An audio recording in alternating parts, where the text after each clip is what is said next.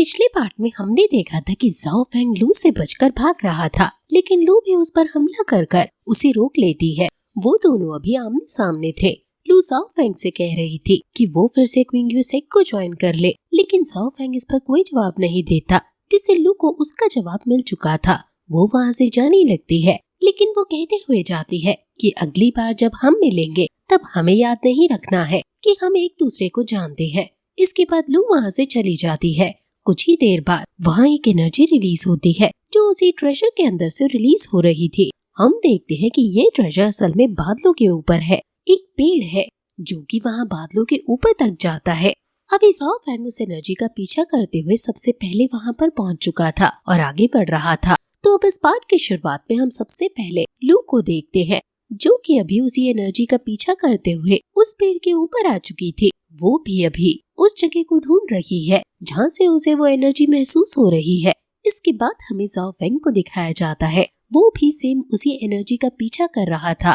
हालांकि उसे बिल्कुल भी उम्मीद नहीं थी कि वहाँ उसकी मुलाकात लू से होने वाली है। इसके बाद यहाँ से सीन चेंज होता है और हम जिन को देखते हैं वो अभी उसी एनर्जी का पीछा कर रही थी, जिस दौरान बाकी वो सब फेंग, ली, मोंक और ज़ियायु वो चारों उसके पीछे थे। पर अचानक से ही वहाँ पर वही स्नेक आ जाता है जिसे हमने उस फॉग वाले इलाके में देखा था। वो अचानक से आया था, इस वजह से ये उसके अटैक से बच नहीं पाते और वो स्नेक इन्हें खा जाता है। हालांकि वो स्नेक इन्हें निकले इसके पहले ही मोंक ने एक बैरियर क्रिएट कर लिया था और अब ली हमला करते हुए सामने उस स्नेक के मुंह को खोल देता है, जिसके बाद वो वहाँ से बाहर आ जाते हैं। लेकिन वहाँ जिन अभी भी इनके ऊपर हमला कर रही थी जिससे इनका बैलेंस बिगड़ जाए और वो स्नेक इन्हें यहाँ पर बिजी कर ले, पर अब वो सभी किसी तरह से बच जाते हैं। इसके बाद अब हम वापस से ज़ाओ फेंग के पास आते हैं। वो आगे बढ़ते हुए उस एनर्जी वाली जगह पर पहुँच चुका था, लेकिन उसकी मुलाकात वहाँ पर फिर से लू से होती है। लू पहले ही तलवार सामने कर उसका रास्ता रोक चुकी थी, पर ज़ाओ फेंग चुपचाप वहाँ आगे बढ़ता है। लू फिर से उसके सामने तलवार करते हुए कहती है कि मैं ये ट्रेजर किसी भी डेमन के हाथ नहीं लगने दूंगी, क्योंकि मैं नहीं चाहती कि डेमन उस ट्रेजर को लेकर मासूमों की जान ले। अब ज़ाओ फेंग कहता है कि तुम्हें कैसे पता कि मैं इसे किस वजह से ले जा रहा हूँ। लेकिन अब तभी लू ने उस पर हमला करना शुरू कर दिया था, जिसके बाद उन दोनों में फाइट शुरू हो जाती है। लू हमला कर रही थी, इसलिए ज़ाओ फेंग अपने आसपास एक बैरियर क्रिएट करता है और उससे कहता है कि मैं तुमसे लड़ना नहीं चाहता, तुम वापस लौट जाओ। लेकिन लू कहती है कि मुझे भी तुमसे लड़ने में कोई इंटरेस्ट नहीं है, तुम इस ट्रेजर को छोड़ दो, मैं तुम्हें जाने दूंगी। हालांकि अब वो दोनों ही एक दूसरे की बात नहीं मानने वाले थे, जिस वजह से उनके बीच बहुत खतरनाक लड़ाई शुरू हो जाती है। लू अभी भी स्पिरिचुअल स्वॉर्ड का इस्तेमाल कर रही थी, लेकिन वो सारी तलवारें ज़ाओ फेंग बहुत ही आसानी से डिस्ट्रॉय कर देता है। ज़ाओ फेंग भी अपनी कई सारी पावरफुल डेमन टेक्निक्स का इस्तेमाल करता है, लेकिन लू पहले से बहुत ज्यादा ताकतवर हो चुकी है। इस वजह से वो उसके हर एक अटैक को बहुत ही आसानी से रोक ले रही थी। अब तभी अचानक से वो अपनी थंडर टेक्निक का इस्तेमाल करती है, जो कि किंग युन सेक की टेक्निक है।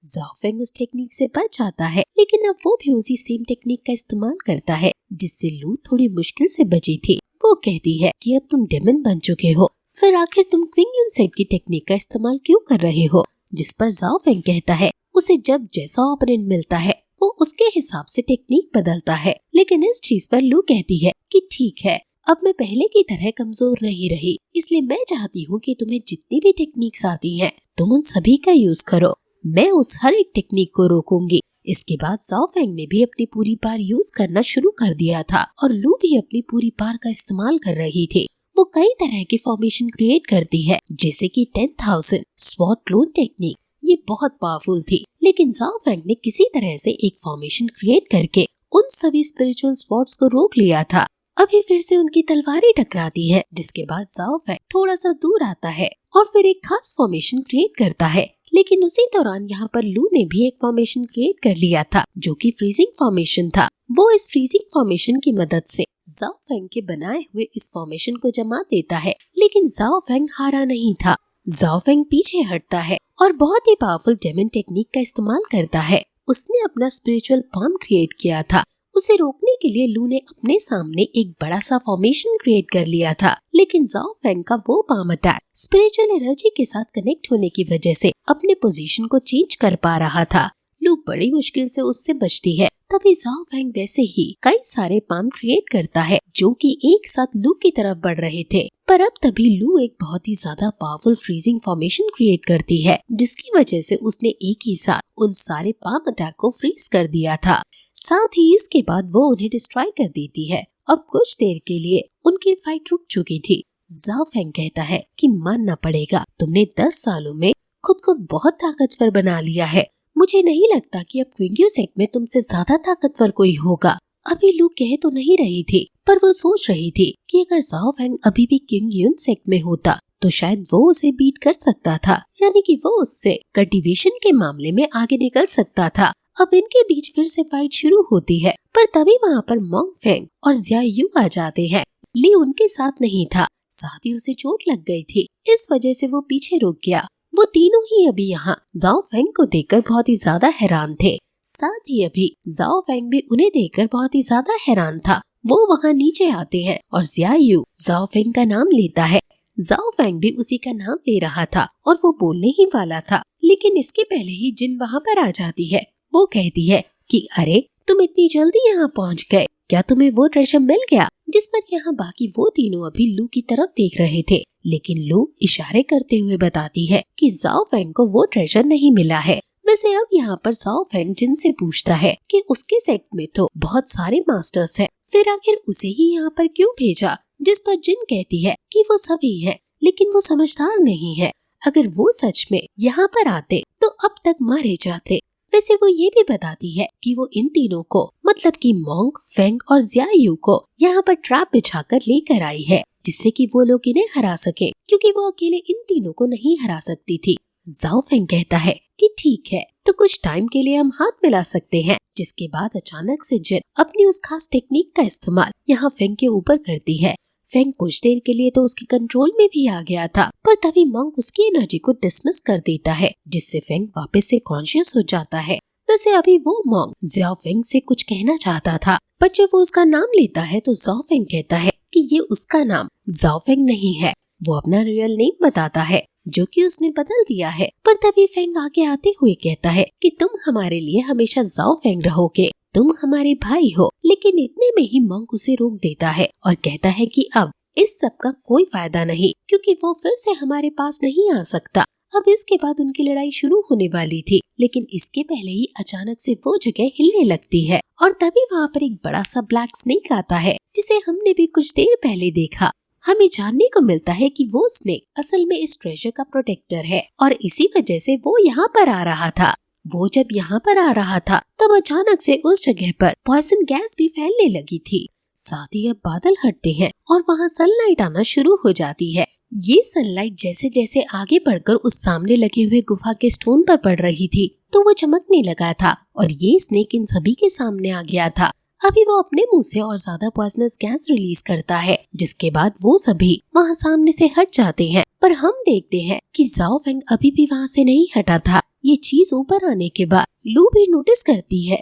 वो देखती है कि नीचे जाओ फेंग की हालत खराब है। वो पॉइजन गैस में खड़ा हुआ है, लेकिन जाओ फेंग के वहाँ खड़े होने की वजह कुछ और थी, क्योंकि अब सनलाइट पड़ चुकी है। इस वजह से उस गुफा का दरवाजा ओपन होने लगा था। वो जैसे ही ओपन होता है जाओ फेंग तुरंत ही वहाँ आगे बढ़ जाता है, पर ये देखते हुए लू वहाँ पर आकर उसका रास्ता रोक लेती है। पर इतने में ही वो जायंट स्नेक भी वहाँ पर पहुँचता है और उन पर हमला कर देता है, जिस वजह से वो वहाँ उस दीवार से टकरा गए थे। हालांकि हम देखते हैं कि वो दीवार धीरे धीरे बंद होने लगी थी।